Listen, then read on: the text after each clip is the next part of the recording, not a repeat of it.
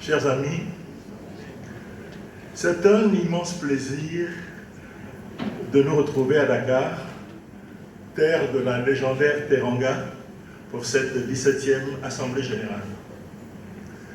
Ce sentiment de joie est partagé par l'ensemble des fonds membres du RAFPRO qui ont répondu présents pour la plupart à cet appel important. Pour ma part, revenir à Dakar est toujours un moment particulièrement émouvant, puisque étant né ici, on revient toujours là où son cordon ombilical est enterré.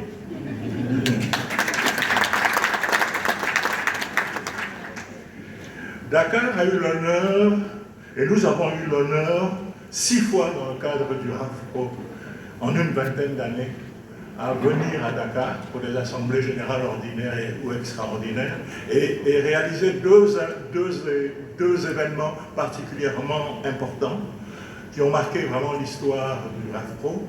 Un atelier dialogue social et formation professionnelle qui a fait école dans la plupart de nos pays et qui est un événement où la plupart de nos ministres étaient présents, soulignant l'importance de ces thématiques accordées au dialogue social et à la formation professionnelle.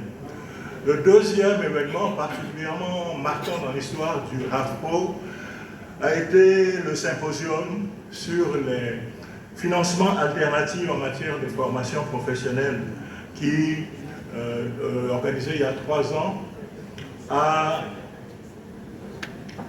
vu la participation de beaucoup de partenaires techniques et financiers potentiels, démontrant l'intérêt croissant pour des approches innovantes en matière de financement de la formation professionnelle. La 17e Assemblée Générale que nous tenons aujourd'hui s'inscrit dans cette lignée d'événements marquants. Les rapports statutaires financiers d'activité et d'exécution budgétaire témoigneront d'une année 2025 particulièrement intense, menée avec célérité et succès. Il est important de noter que la réduction du budget en 2026 n'est pas imputable au réseau. Au contraire, elle est la conséquence de son propre succès. Le RAFPRO a pleinement contribué à l'ambition programme Profort, financé par la coopération suisse, et qui a permis de former 340 formateurs dans l'ensemble de nos pays.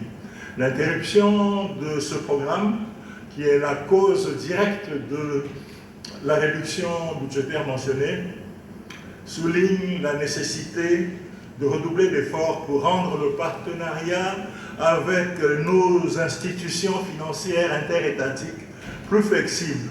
Je n'en dirai pas davantage sur ce point, mais la réflexion est déjà amorcée par ces questions de mise en place de financement importants.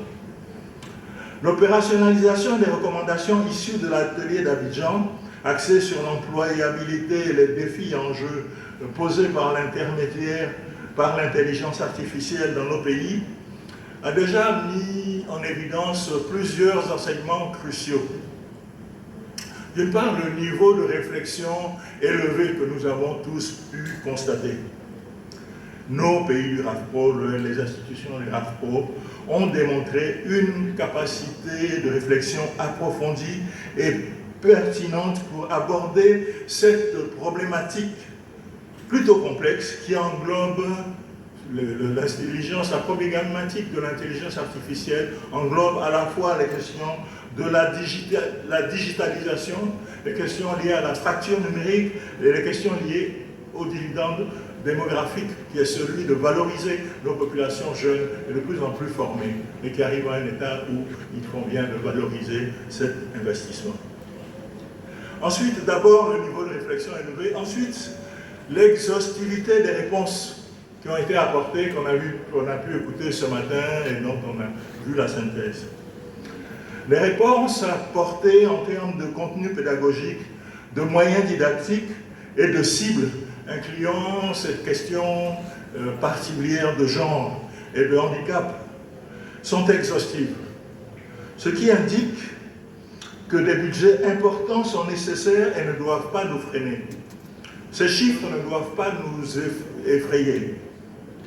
D'une part, certains coûts seront sans doute affinés au regard de leur caractère redondant. On a déjà vu qu'un premier exercice a permis de réduire ces coûts de près de 75%.